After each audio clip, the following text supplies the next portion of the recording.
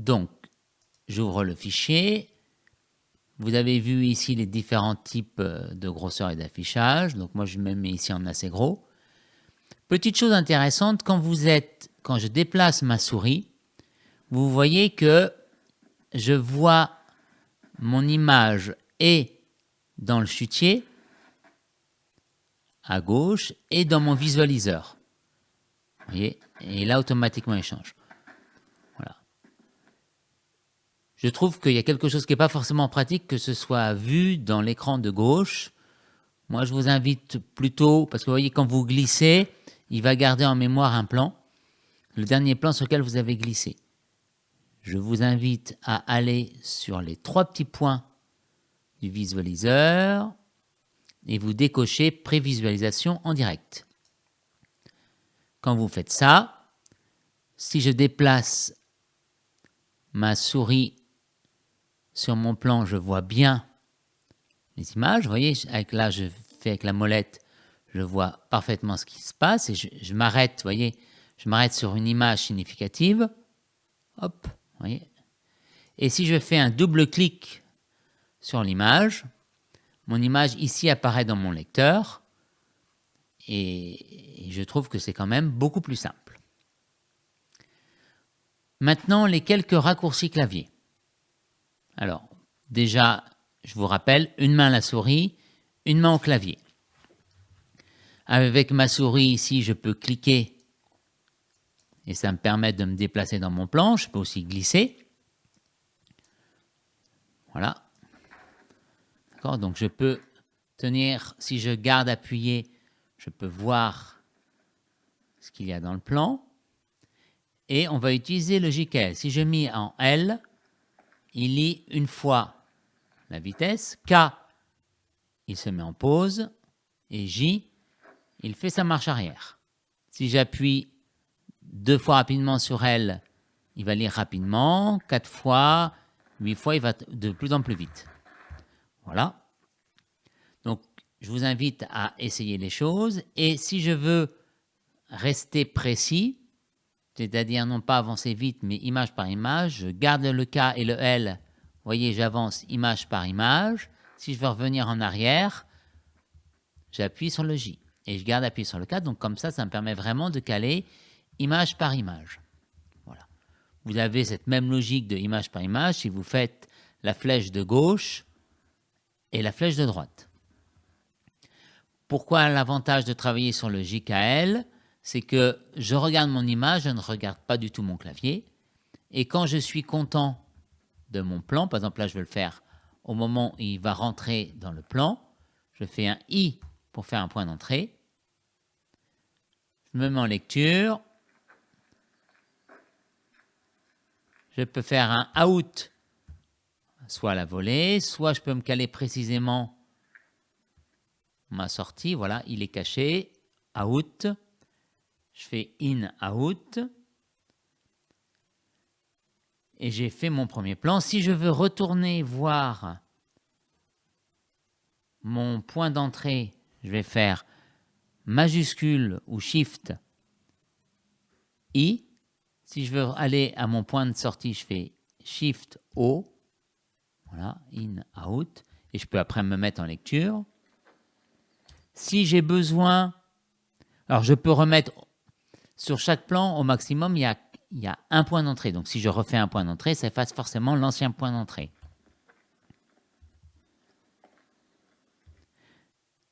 Si, pour une raison, j'ai besoin d'effacer carrément le point d'entrée, je fais Alt et j'appuie sur I.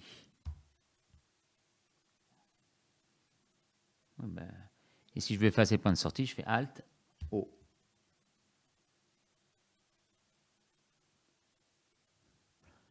Si là, je suis dans mon chutier, si je fais flèche du bas, le plan précédent se charge dans ma partie lecteur. Voyez. Si je fais flèche du haut, ça me lit le plan précédent, le plan qu'il y a avant. Voilà. Et si je suis sur la timeline, j'essaie sur un montage, un montage qui est ici. Voilà, je suis sur un montage.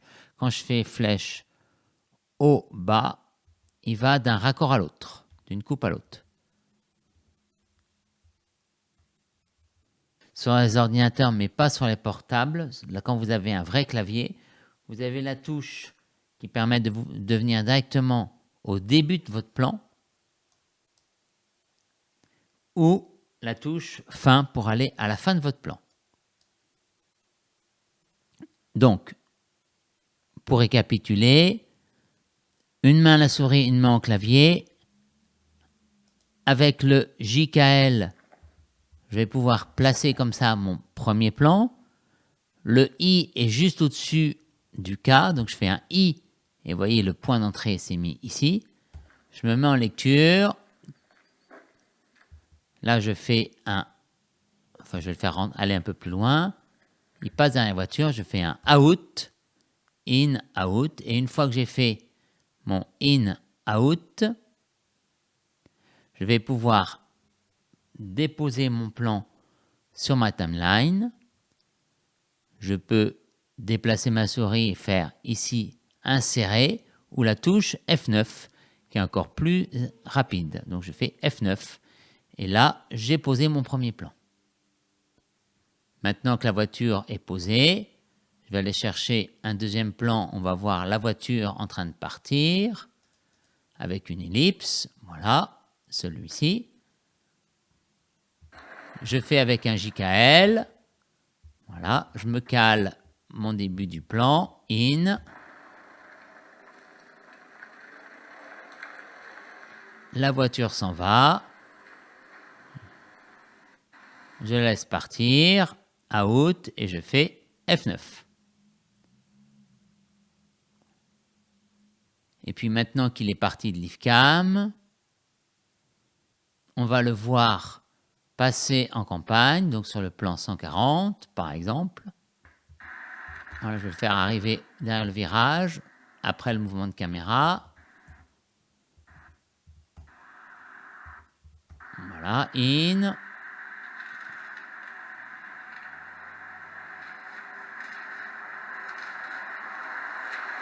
Voilà, out, et je fais F9. Voilà. Donc là, je vais reprendre un plan de voiture qui passe, qui est ici. Là, il y a...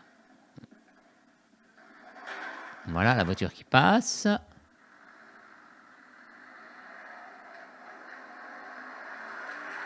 Voilà, hop, in, out. Voilà. Alors, avec les flèches, sur ma timeline, les flèches gauche-droite, je peux aller d'un endroit à l'autre. Si par exemple ce passage de voiture, je veux le mettre ici entre ces deux plans, je vais donc faire F9 insérer. Vous avez aussi une autre fonction ici qui s'appelle non pas insérer, mais la fonction écraser. Ça, on s'en servira plutôt quand on veut mettre des plans de coupe, mais je vous la montre quand même. En fait, écraser, ça ne va pas pousser mon plan là, le plan 140. Donc si je le fais ici, vous voyez, tac, ça va écraser mon plan. Là, quand on est dans le montage, ça ne sert pas vraiment, mais c'est bien que ça existe. Et puis, vous avez le dernier outil qui est la fonction, donc je vais me mettre ici au début, qui des fois peut être pratique, qui s'appelle F11, qui permet de remplacer le plan. Si maintenant, plutôt que de mettre le plan, ce plan-là où il arrive, je veux le remplacer par un autre plan, par exemple, je vais le mettre ici, le 147. Voilà, je voudrais par exemple qu'il s'arrête par là, qu'on le voit passer, il arrive où, voilà, hop, JKL, on le fait rentrer, in, j'enlève mon point de sortie, et maintenant je vais faire la fonction qui s'appelle remplacer, et quand je vais cliquer remplacer, le plan 147 va remplacer le plan 145. Je clique ici. Bon, je remets le plan comme j'avais avant.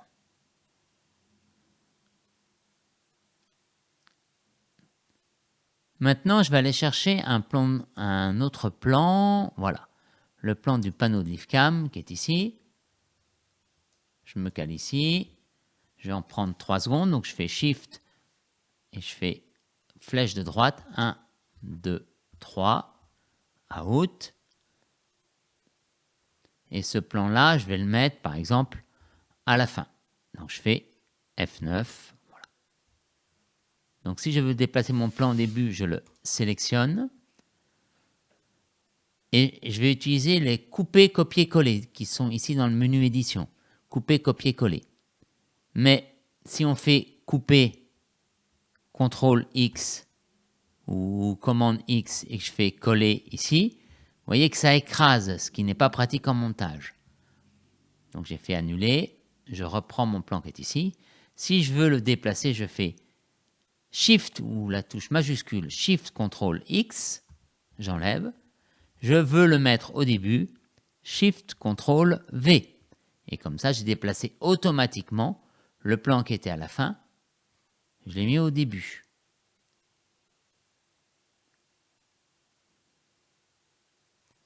Je peux aussi, dans cette logique-là, par exemple, déplacer 2 plans. Je veux que les 2 premiers plans qui sont ici, Shift CTRL X, je me place au raccord, Shift CTRL V, et il se déplace. J'annule, 2 fois CTRL Z. Je peux aussi, s'il y a besoin, faire un point d'entrée, un point de sortie. Donc, il sélectionne quelque chose. Et je peux, pareil, faire Shift CTRL X, le placer plus loin, Shift CTRL V. Alors, attention, quand il y a des points d'entrée et points de sortie, et que vous avez une sélection qui est faite, la sélection est prioritaire sur les points d'entrée. Donc, si je fais par exemple Shift CTRL X, vous voyez, il coupe que le plan qu'il y avait au milieu. Et il n'efface pas d'ailleurs mes points d'entrée et points de sortie. Donc, pour ces cas-là, dans ces cas-là, si vous voulez désélectionner, il suffit que vous déplaciez votre souris et vous cliquez sur quelque chose de vide. Et là, je peux couper.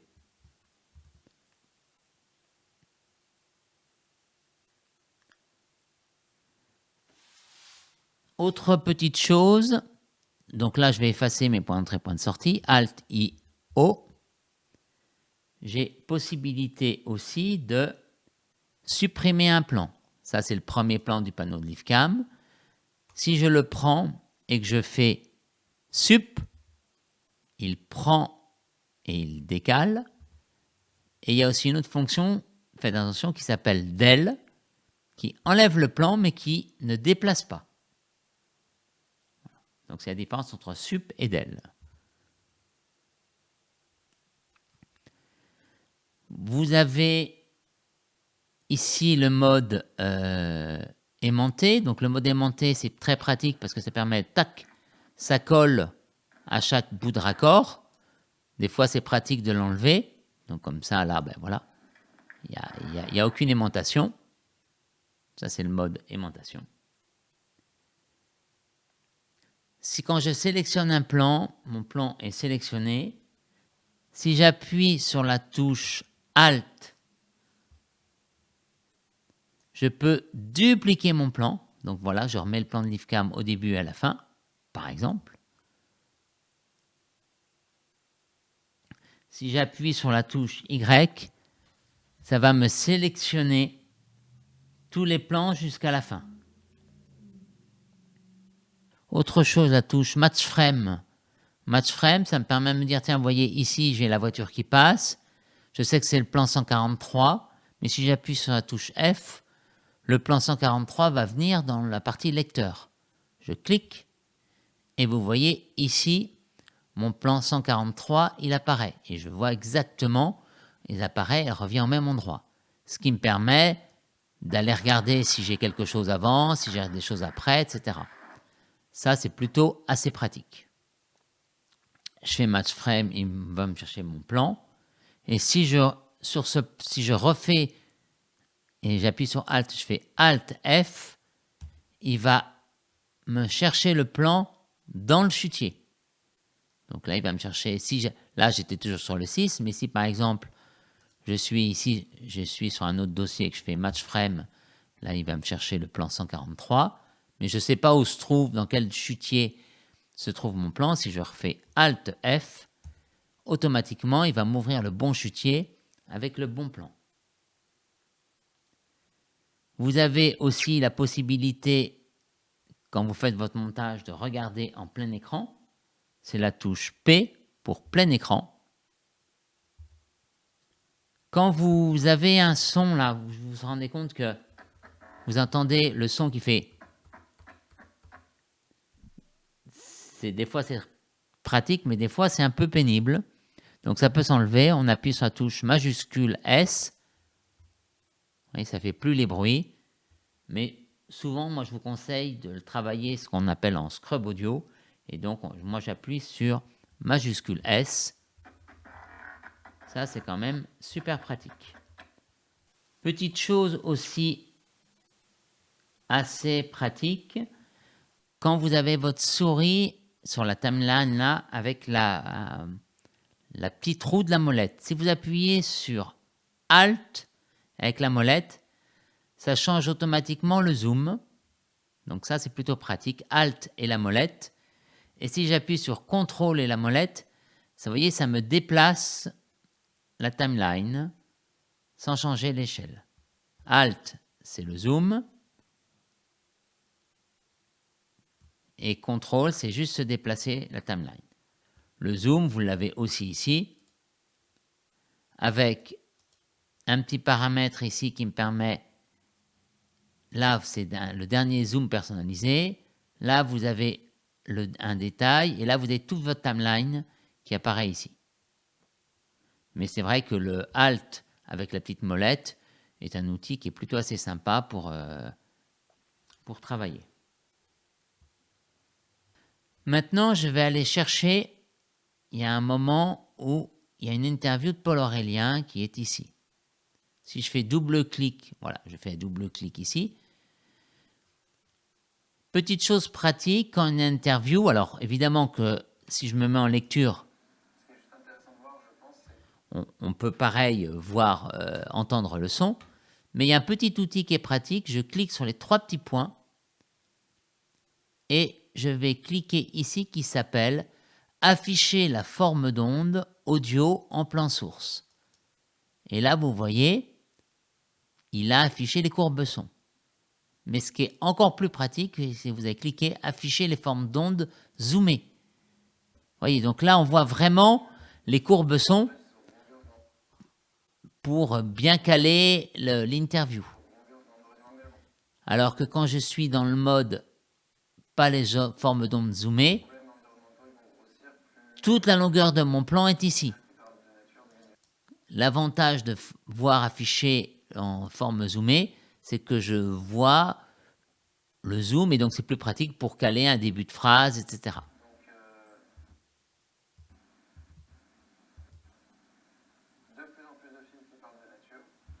Voilà, qui parle de nature, in, out. Et là, par exemple, je veux le mettre, ce plan-là, je veux le mettre à la fin. Donc, je vais aller sur la fin et je fais F9 et je pose mon plan. Maintenant, on va aller regarder le mode trim, le mode raccord. Alors, comment ça fonctionne? Je mets ici au raccord entre les deux plans. Je me mets dans le mode raccord, trim, ou la touche T. Quand je suis dans ce mode raccord, si je me place à gauche, vous voyez, de mon raccord, si je me place à gauche, je pourrais ainsi raccourcir mon plan. Donc on le voit un petit peu sur ma timeline. Voilà, là je vois, je le vois à droite, là, voilà, il est pas encore caché par la voiture. Si je veux travailler sur le plan de droite, je déplace ma souris à droite. Mais c'est pas mal, ça existait depuis longtemps. Faites attention, le mode raccord existe, le mode trim. Il existe aussi quand vous n'êtes pas dans le mode trim ici, mais si vous déroulez, ça fait un trou Et puis si vous agrandissez, ça écrase. Donc en fait, souvent, on utilise le mode trim que dans ce mode T. Quand ce voyant, le trim, marche bien, parce que c'est souvent comme ça. On a besoin soit de raccourcir, soit d'agrandir un plan. On peut aussi très bien, avec le magnétisme, on se dit, tiens, je veux que dès qu'il a des sorties de la voiture, hop, mon lecteur est ici. Je me place ici au raccord, il y a du magnétisme, tac, je suis collé. Ça, c'est le mode raccord. Et depuis la version 20.2, il y a un outil qui existait mais qui ne fonctionnait pas comme ça, qui s'appelle le trim dynamique, qui va vraiment nous permettre de travailler le raccord dans le mouvement. Donc, comment ça fonctionne? Je suis dans le mode raccord, j'appuie sur ce mode-là. Ici, comment ça se passe? Ici, j'ai la dernière image du plan 145. Ici, j'ai la première image du plan 143. J'ai possibilité, vous voyez ici, j'ai des chiffres 0, 0, donc il me dit, ben voilà, mon raccord pour l'instant, il est placé, j'ai pas fait travailler mon raccord, mais je me dis, qu'est-ce que ça donne si je rajoute quelques images de plus pour mon plan 145? Donc, soit je clique avec ma souris, et vous voyez, je rajoute quelques plans, par exemple, je me dis, tiens, je voudrais qu'il soit caché, voilà, et donc, vous voyez que là, j'ai rajouté 69 images. Mais pour juger de mon raccord, je vais appuyer sur la touche espace. Et je vois mon raccord. Et je me dis, ben non, en fait, c'est trop court, c'est trop long. Donc, par exemple, je me dis, tiens, je voudrais un peu plus d'images. Qu'est-ce que ça donne? Peut-être que je peux me dire, ben là, la voiture sur le plan de droite, elle arrive trop vite. Donc, je vais cliquer ici. Dans ma souris, elle est en bas. Et vous voyez, j'enlève quelques images. Là, je mets 9 images. Qu'est-ce que ça donne? Lecture. Voilà, c'est peut-être mieux. Le mode, je peux aussi, pareil, le faire quand je suis ici sur ma timeline. Je peux le faire pareil avec le JKL.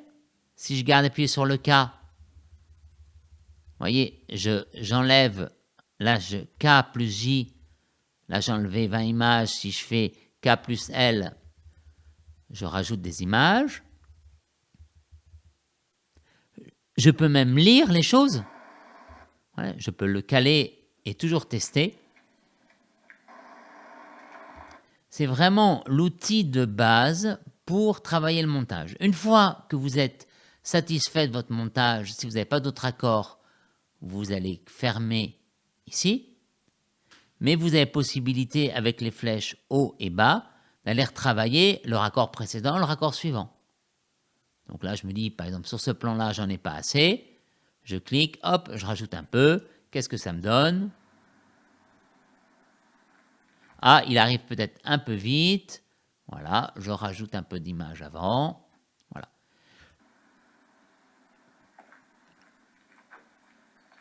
Voilà. Et puis, maintenant, je suis satisfait, je ferme.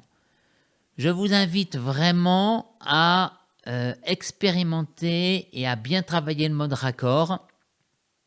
C'est pas si simple que ça, c'est pas très intuitif, mais quand vous le maîtrisez, c'est extrêmement, extrêmement puissant et ça permet vraiment de travailler le raccord dans le mouvement. C'est un super outil, mais je vous invite vraiment à prendre le temps de bien l'expérimenter, de bien le travailler. Là, maintenant, je vais enlever mon mode raccord. Donc là, j'enlève mon mode trim. Enfin, je vais me cliquer sur le mode normal. 2-3 petites choses qui peuvent être pratiques. Pour différencier les rushs les uns des autres, j'ai possibilité. Donc, par exemple, là, c'est le rush interview. Donc, je veux le différencier visuellement des autres. Je fais un clic droit, couleur de plan, et j'ai possibilité de lui mettre une couleur. Par exemple, là, je vais le mettre en orange. Et le fait de le mettre en orange, vous voyez ici sur ma timeline, il est affiché en orange. Vous voyez, il y a un petit carré orange qui s'est allumé. Si je veux, par exemple, me dire que les plans de l'IFCAM, je peux en sélectionner plusieurs premiers plans, ou les 2 plans du panneau, ici, et ici, j'appuie sur Shift pour les additionner. Clic droit, couleur du plan, et je les veux, par exemple, que ce soit des panneaux en bleu. Je veux des panneaux en marron. Donc, si je retrouve maintenant au début de mon plan, voilà, je retrouve ici la couleur marron. Donc ça, c'est une manière de différencier sur la timeline. Petit raccourci aussi, si je veux sélectionner des plans qui se suivent, je sélectionne un premier plan et je fais Shift, le dernier plan. Donc vous voyez, il me fait toute la suite. Et par exemple, tous ces plans de nature, l'extérieur de LiveCam, je peux les mettre dans une couleur vert olive. Voilà. Et s'il y a besoin, je me dis que les plans, si j'ai besoin de sélectionner des plans qui ne se suivent pas, par exemple, je voudrais sélectionner ce plan-là et ce plan-là, j'appuie sur la touche non pas Shift, la touche CTRL. Je sélectionne ces plans-là, et ces plans-là, je peux après rajouter une autre couleur. Par exemple, là, je vais mettre du violet. Hop. Voilà. Donc, Shift pour des plans qui se suivent. Shift le premier, Shift, sa touche majuscule, le dernier. Et après, la touche CTRL, ça me permet de désélectionner ou de rajouter des plans. Par exemple, voilà. Et puis, c'est possible aussi, donc ça peut être pratique pour l'interview, par exemple. Je me dis que là où il parle, je veux mettre un repère. Soit je clique ici, M. Si je veux faire un marqueur, j'appuie sur la touche M. Vous voyez, il m'a placé un marqueur. Je vous conseille plutôt que de faire M, vous allez faire, comme marqueur, vous allez faire CTRL M. Et en faisant CTRL M, vous pouvez déjà automatiquement, je peux noter ce que c'est. ITV part 2, par exemple.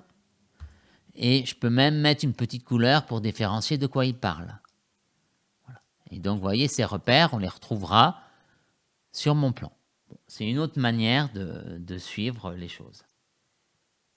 Et pour se déplacer d'un marqueur à l'autre, j'appuie sur la touche majuscule et je fais les flèches haut et les flèches bas. Si je veux supprimer un marqueur, je me mets sur le marqueur. Là, je suis sur le marqueur vert et je fais la touche Sup.